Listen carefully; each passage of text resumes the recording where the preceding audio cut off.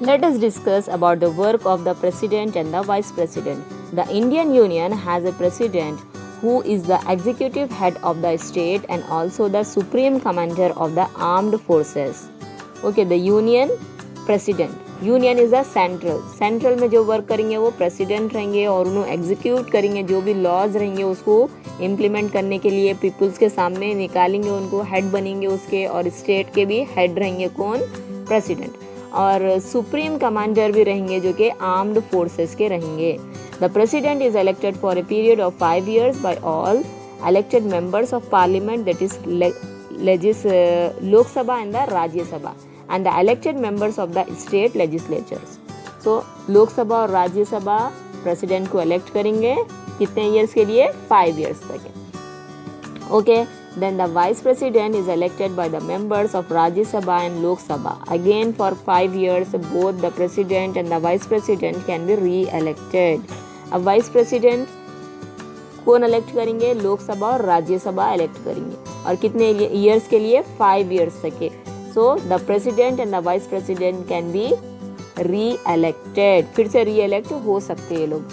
Okay, now coming to the council of ministers. Council of ministers, there is also a council of ministers at the centre with the prime minister at its head to advise the president in carrying out the various duties. So council of ministers work is to give the advice to the prime minister. So ये ministers पूरे prime ministers को advice देंगे, फिर उन्होंने जाके president को advice देंगे. Okay, so likewise they work for both each other. So the leader of the majority party is the Lok Sabha is usually appointed as the prime minister by the president. Okay, अब majority party के लोकसभा में जो appoint होंगे prime minister, उनको कौन prime minister को appoint कौन करेंगे? President only. So the other ministers are appointed by the president on the advice of the prime minister. जो दूसरे प्राइम मिनिस्टर्स रहेंगे उनको जो अपॉइंट करेंगे वो प्रेसिडेंट ही अपॉइंट करेंगे. और प्राइम मिनिस्टर प्रेसिडेंट दोनों एडवाइस लेके मिनिस्टर्स को अपॉइंट करेंगे. Okay, the PM is for prime minister and CM is for Chief Minister, carry out the daily work of the government.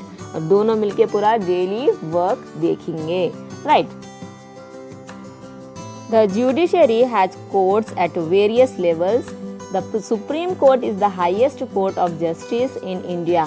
There is a Chief Justice and 25 other judges who are appointed by the President and can be removed by him.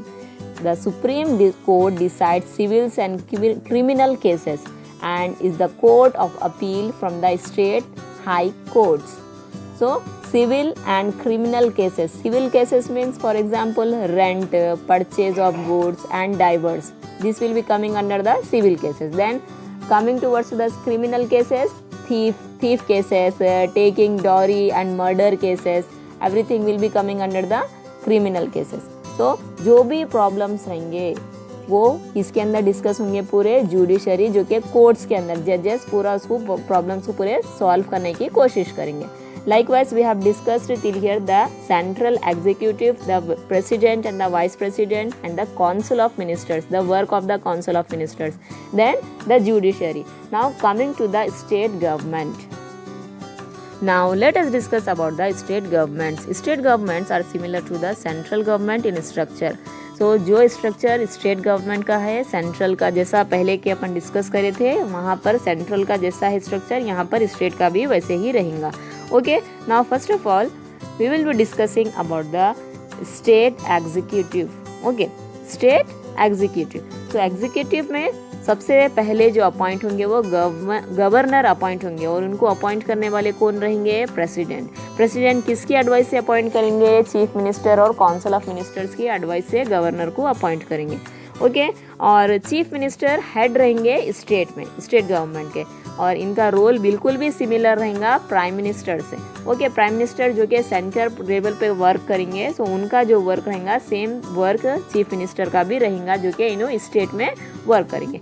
The chief minister also has a council of ministers, together they form the state government.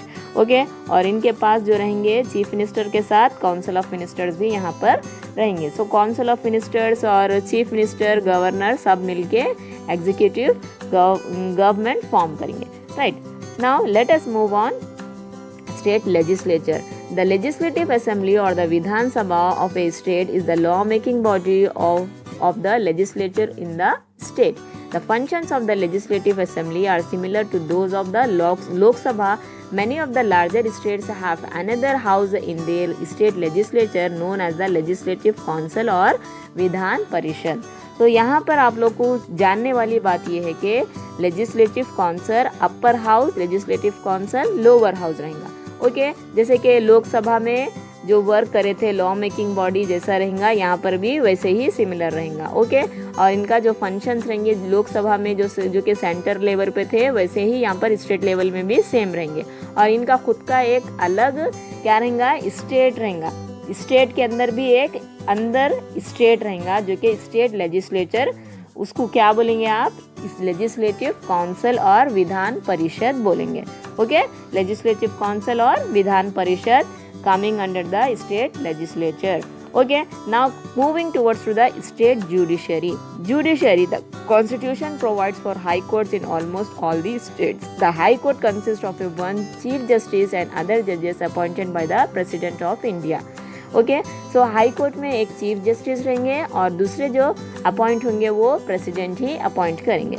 Now the president consults the chief justice of the supreme court and the governor of the state before appointing the जजेस. और president जब भी जजेस को appoint करेंगे सो उन्होंने governor की advice लेंगे और दूसरे काउंसिल ऑफ मिनिस्टर्स की एडवाइस नहीं लेंगे. सिर्फ गवर्नर की एडवाइस पे जजेस को इलेक्ट किया जाएगा.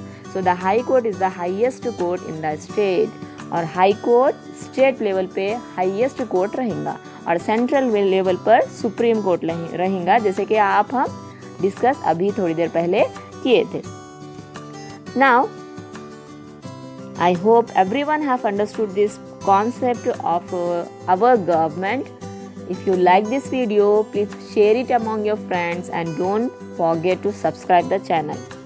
Inshallah, I'll be back soon with a new video. Till then, wait. Allah Hafiz.